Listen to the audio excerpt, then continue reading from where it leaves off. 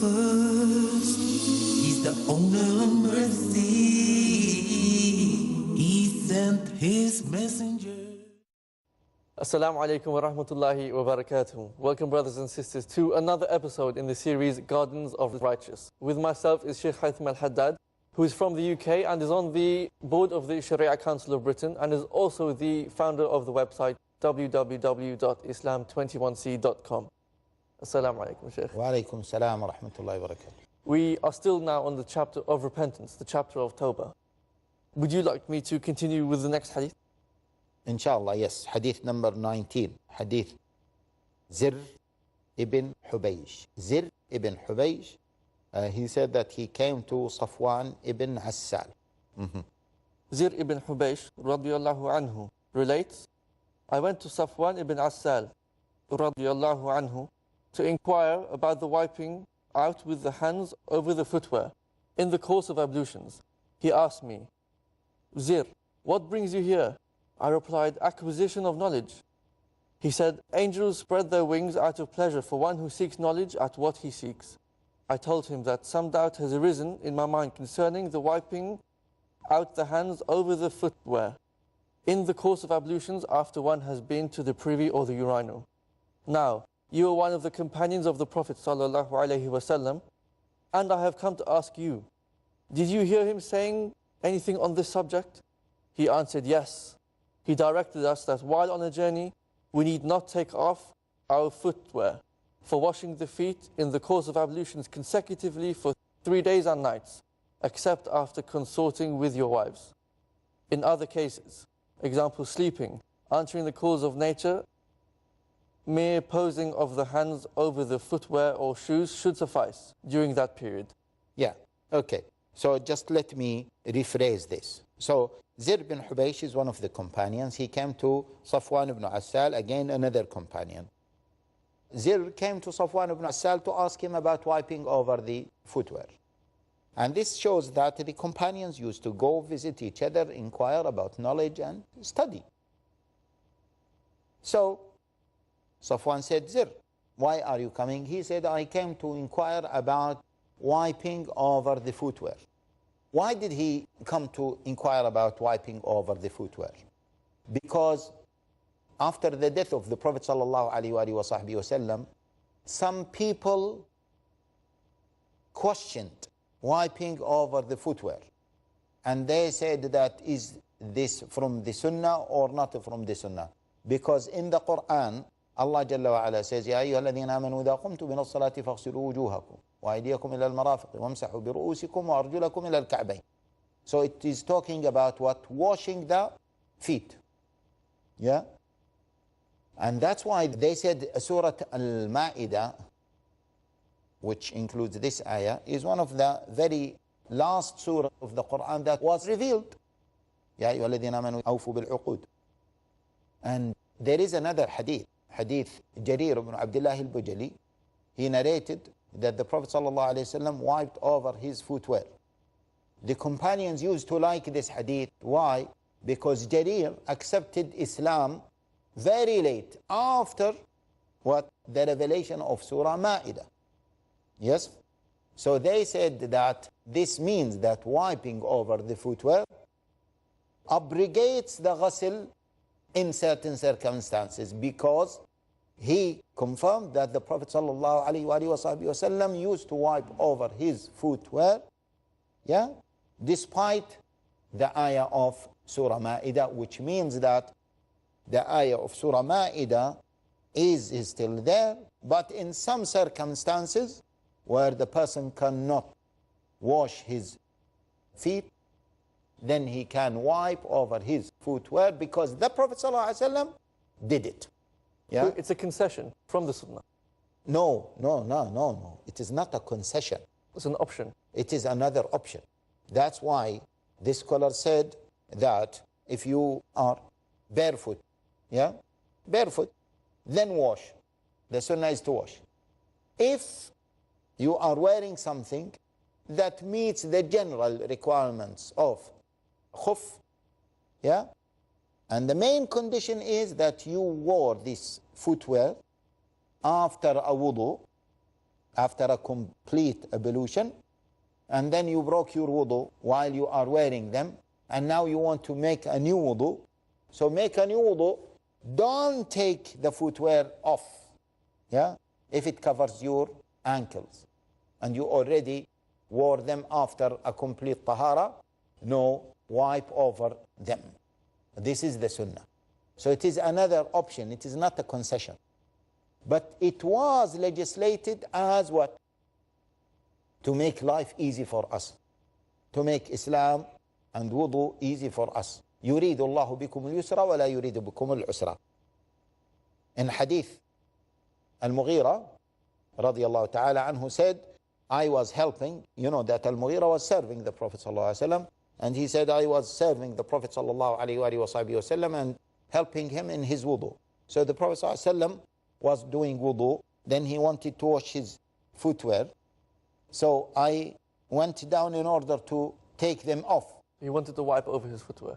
Al-Mughira said, I wanted to take them off in order for the Prophet ﷺ to wash his feet. The Prophet ﷺ said, no, leave them, because I put them on after tahara. So he will what? Wipe over them. And that's why Imam Abu Hanifa said, I did not confirm that wiping over the footwear is from the sunnah, except I have seen that it was reported by more than 70 of the companions of the Prophet ﷺ. And that's why Ibn Taymiyyah as well considered believing in it as matter of what? Aqeedah. Not because this fiqhi issue is a matter of aqeedah, no. He said because it has been reported by so many of the companions of the Prophet ﷺ. So denying it, it means that the person is denying what? The authentic ahadith. Yeah? So he is denying the authentic hadith, which is what some sects claim. Yeah? So they are mubtadi'ah, and they don't believe in wiping over the footwear, because they rejected the ahadith, them so many ahadith that some of them even were reported in Bukhari and Muslim that talk about wiping over the khuf. Okay? So this is the explanation of this part. So Zir went to Safwan to inquire about this. Safwan said, Zir, why are you coming? He said, well, I came to ask about this issue. Then Safwan said, yes, we were commanded by the Prophet sallallahu alaihi wasallam that if we were in a journey, the translation said in a journey. Journey means safar. Safar. Safar from one city to another remote city, far city. We were commanded that if we were in that journey, long journey, safar, that we can wipe over the footwear 3 consecutive days and their nights, 72 hours. Yeah? We can wipe over them. We don't need to take off the shoes or the footwear to wash our feet. Subhanallah, this is very helpful, by the way. Very helpful in terms of safar. And imagine, don't think of us traveling by planes and life is comfortable. No, Islam came to help everyone, and in particular to help poor people who are facing difficult situations. So imagine those who are still traveling in Africa with no facilities and so on. Yeah? So the sunnah for them, okay, is to wipe over the footwear for 3 consecutive days if they want. Okay?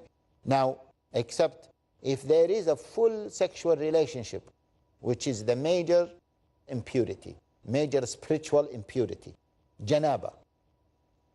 In that case, the person has to have what? Ghusl. Full ghusl. For the ghusl, the person what? Has to take off the footwear to make a ghusl. He cannot make ghusl and wipe over the footwear. But the hadith says, when can he wipe over the footwear? If he broke his wudu out of what? Deep sleep, yeah? Or defecation or urine. Which are the 3 acts that break what? The wudu. Yeah? So this is about wiping over the footwear. Brothers and sisters, please come back after the break where we shall continue to have a look at this amazing hadith. Assalamu alaikum wa rahmatullahi wa barakatuh.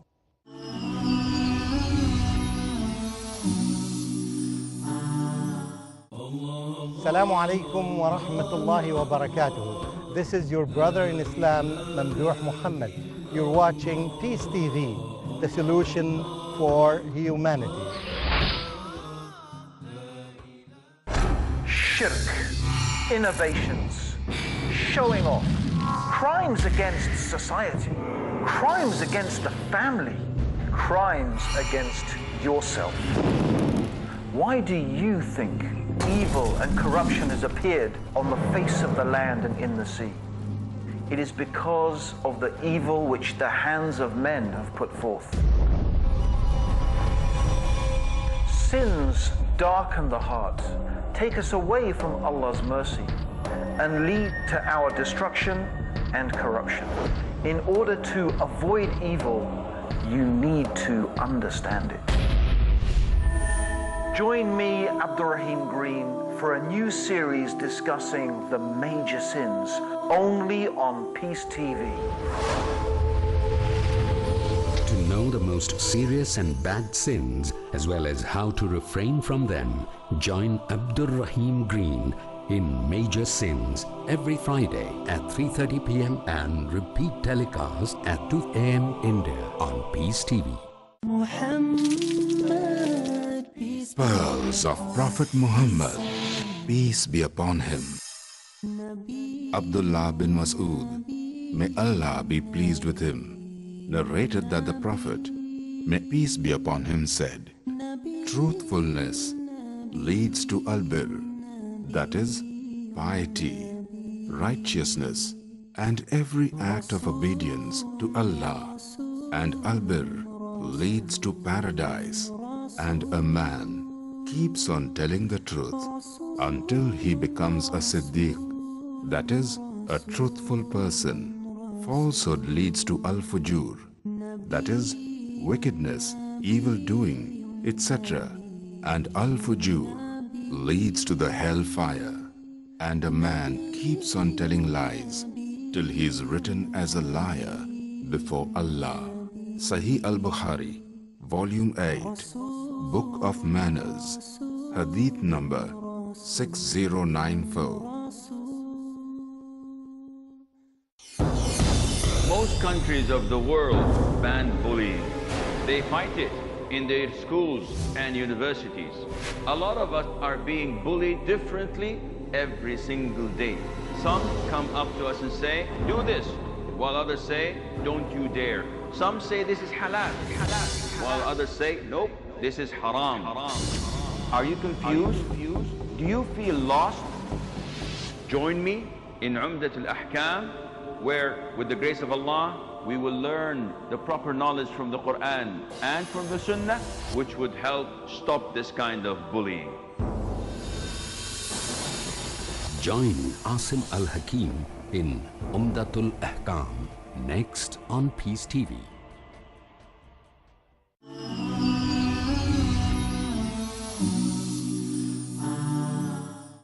Assalamu alaikum wa rahmatullahi wa barakatuhu. Welcome again, brothers and sisters, to the discussion of this chapter of repentance, or the chapter of Tawbah. Assalamu alaikum. Wa alaikum assalam wa rahmatullahi wa barakatuh. We are just in the middle of this hadith. Would you like me to continue? Yes, inshallah. Zir ibn Hubaysh then asked Safwan ibn Assal, did you hear him say anything concerning love and affection, him being the Prophet sallallahu alaihi wasallam? He replied, we were with the Holy Prophet sallallahu alaihi wasallam in the course of a journey when a rustic Arab called out to him in a loud and rough tone, O Muhammad! The Prophet ﷺ answered him almost in the same tone, well, I am here. I said to the Arab, woe be to thee. Don't talk loudly in his presence. ﷺ. Thus has Allah directed us. Replying to me, he said, I will not soften my tone. And then addressing the Prophet ﷺ, again he said, what about a man who loves the people but has not yet been admitted to the same? The Prophet ﷺ answered, on the day of judgment, a person will be in the company of those he loves. He then, resuming his talk with us, referred to a gateway somewhere in the west, both the ends of the width of which could be covered by a rider in 40 or 70 years.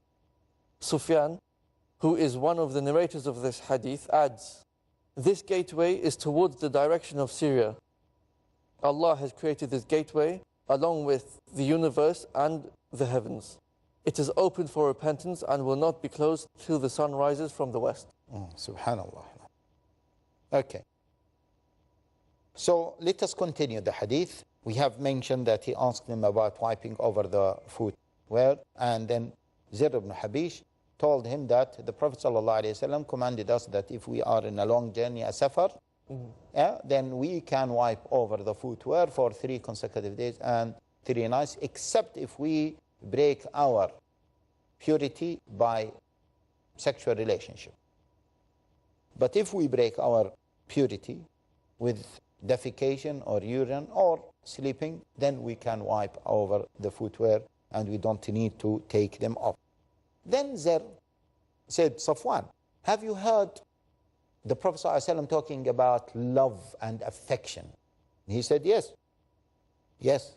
There was one incident where we were traveling with the Prophet ﷺ, and the Bedouin, uneducated layman from the desert, a rough person.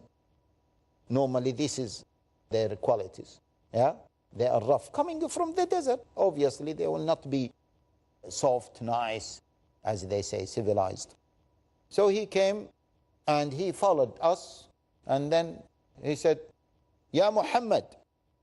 Now this is rude. Yeah, he didn't say even Ya Rasulullah.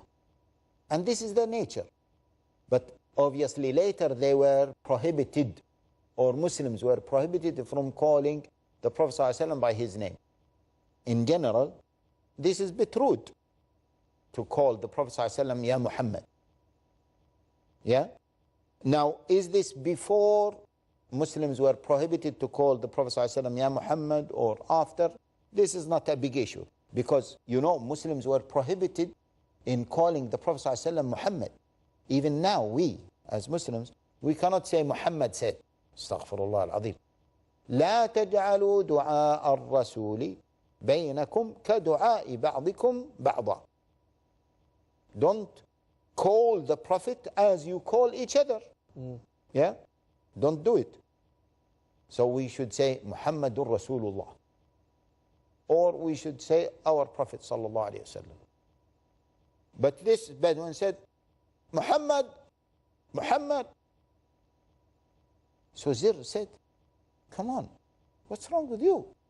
Don't raise your voice. Don't use this language. He said, no, no, no, I will use it. You know, Bedouin. Then the Prophet ﷺ, see, out of his gentleness, most of the rights of the Prophet ﷺ were revealed in the Quran. And then the Prophet ﷺ would explain them. Not the Prophet ﷺ said, this is my right. Most of the rights of the Prophet ﷺ. For example, this. لا تجعلوا دعاء الرسول بينكم كدعاء بعضكم بعضا. Allah said this is the right of Muhammad sallallahu alayhi wa sallam. Don't call him by his name as you call each other. Allah Jalla wa ala said to Muhammad sallallahu alayhi wa sallam, or Allah Jalla wa ala said concerning another right of the Prophet sallallahu alayhi wa sallam, النبي أولى بالمؤمنين من أنفسهم وأزواجه, his wives are أمهاتهم, are the mothers of the believers, and so on. Anyway, so Zir said to this Bedouin, come on, don't talk to the Prophet ﷺ like this. He said, no, no, no, I will continue. The Prophet ﷺ said, here I am.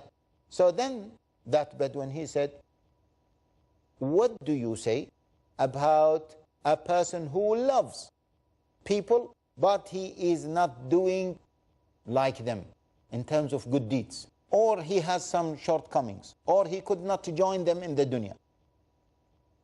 What do you say about him? He was indicating, will he be joining them in the Jannah?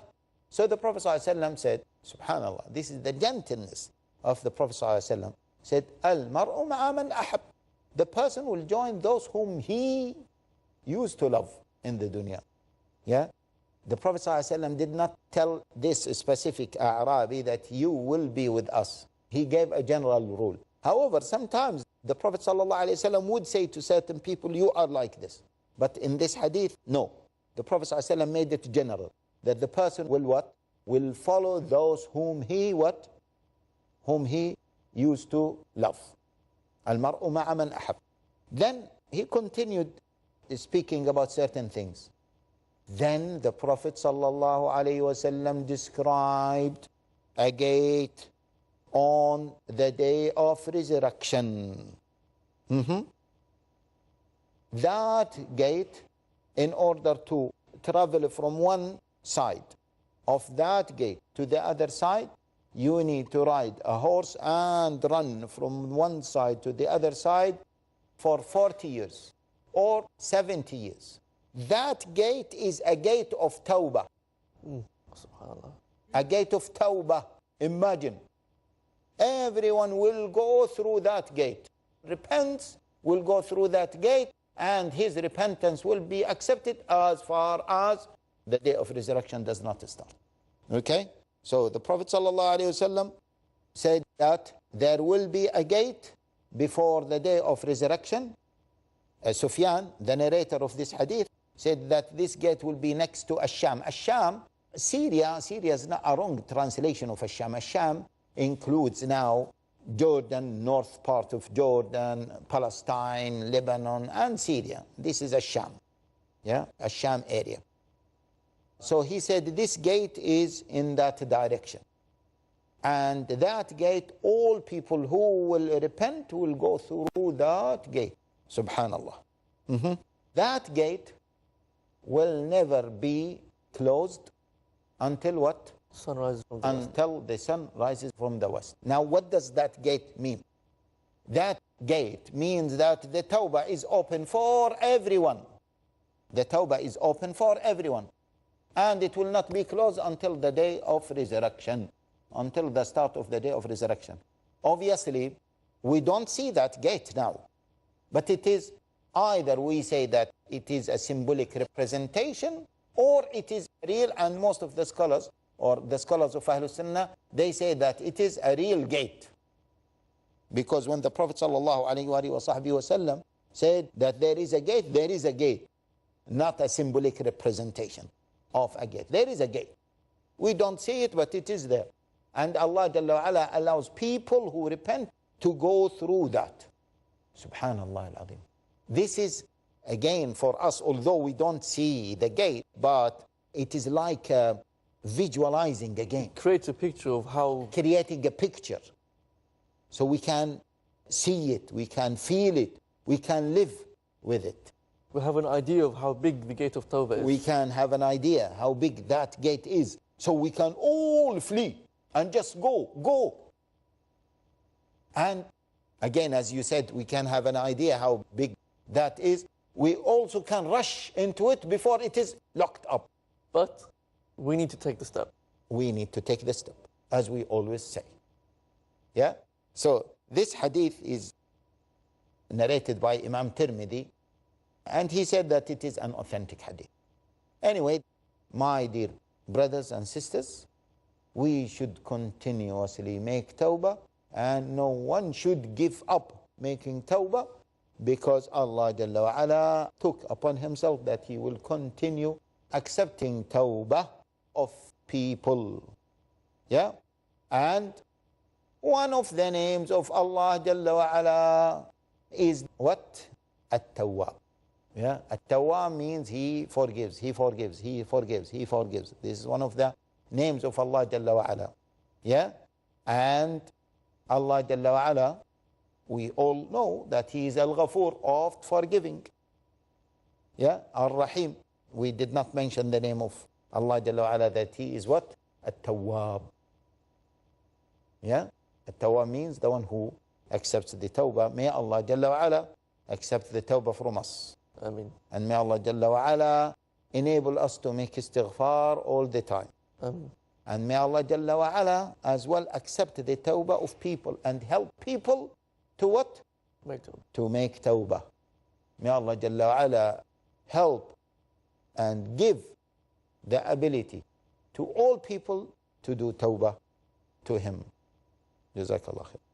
Brothers and sisters, please come back to us when we shall continue the discussion in the next episode on the second chapter in Riyadh al-Salihin, which is the chapter of Tawbah, the chapter of repentance. Assalamu alaikum wa rahmatullahi wa barakatuh. He created the universe. To Him belong the heavens and the earth. The ever-living, He is the first. He's the owner of mercy. He sent His messengers to warn His creatures.